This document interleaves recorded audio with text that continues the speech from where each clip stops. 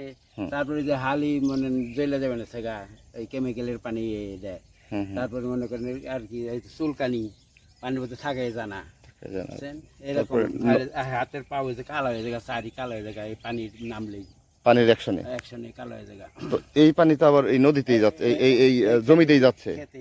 তার মানে আমরা যে ধান খাচ্ছি চাল খাচ্ছি এগুলোর মধ্যেও তাহলে বিষ পয়জন ঢুকে যেতেছে। এই যে কেমিক্যালের পানি গন্ধ মন্দ লাগতেছে। কিসের পানি? এই পানিতে তো আমরা গোসল করছি, মুখে পানি দিছি, অন্ত এত দিনে হাতে তো ভরে, মুখেও তো লাগে টুকটাক, কাজ করার সময় লাগে না? এরকম ইয়েতে আছে বুঝছেন।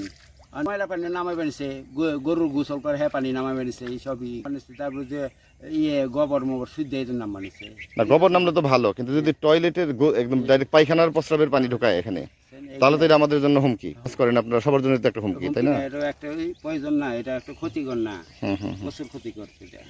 মানে এটা যদি আমার স্বজন ভালো হয়ে যাচ্ছে এটা আমার পক্ষে তো ভালো। মানে সবাই মানে বড় বড় ফ্যাক্টরির মালিক প্লাস আমরা যারা সাধারণ মানুষ আছি, বাসা বাড়িতে যারা আছি, আর যাদের সবাই মনে করেন বিলের বাড়ি ওরা পানি উনি নিচে নামাই দেয়, এরকম যে না যায় কুয়া খুদলে মানে 10 হাতে যে 15 হাত খুদলো পানিটা নিচে চলে গেল। Very good.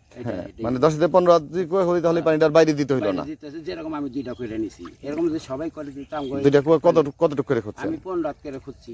মাশাআল্লাহ। কত টাকা লাগছে আপনার? আমার ওটা সময় খুঁজছিল 5000 টাকা গেছে, একটা গেছে 6000 টাকা। তার 5-11,000 টাকা হইলে আপনি এই যে এখন যারা এই যে পানি, গোসলের পানি, প্রস্রাবের পানি, পায়খানার পানি বাইরে দিচ্ছে, এটা আমাদের জন্য লজ্জাও একটা, নির্লজ্জতা না যে আমার প্রস্রাব পায়খানা কেন আপনারা এই যে যারা কাজ করেন তারা এটার ভুক্তভোগী হবেন?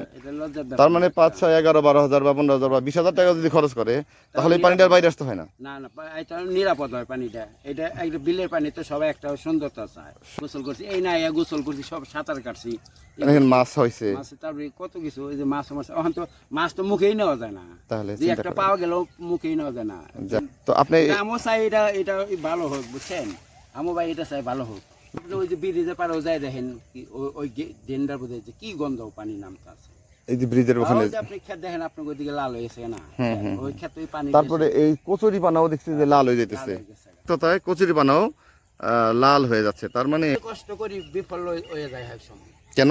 এই যে দকে গোড়া পয়সা জায়গা, ধানের গোড়া পয়সা যায়, গোড়া পয়সা জায়গা। তার মানে আপনি যে কষ্ট করে এই 2-3 মাস যাবতে পানি দিচ্ছেন, সার দিচ্ছেন, 6 মাস থেকে এই পানি দিতেছি করতেছি, তো এই বিষাক্ত পানির জন্য এই ধানের গোড়া পয়সা যায়, উড়ায় যায়, তাই না? তার মানে আপনারা এই কষ্টের ফসল ঘরে তোলার সুযোগ সবসময় হয় না। আর আপনি বৃষ্টি নামলে একটু দয়া করে নিচে আইন, দেখবেন যে কেমন গন্ধ। আমরা তো থাকি এই জায়গায়, আমরা বুঝি কেমন গন্ধ বেরোয়, মানে বৃষ্টি নামলে আরো পানি বেশি গন্ধ বেরোয়। জি জি। সরকারের জানেন খাল বিলের জন্য তো সরকার খাটতে আছে যে বিল জানি নষ্ট না হয়। সবাই কাছে যাবেন, যাই এটা আলোচনা করবেন যে আমি এই বিলটা তাঁতি বিল এরকম নষ্ট হয়ে যেতেছে। শুনলেন একজন কৃষকের গল্প, আপনিও জানাতে পারেন আপনার মতামত।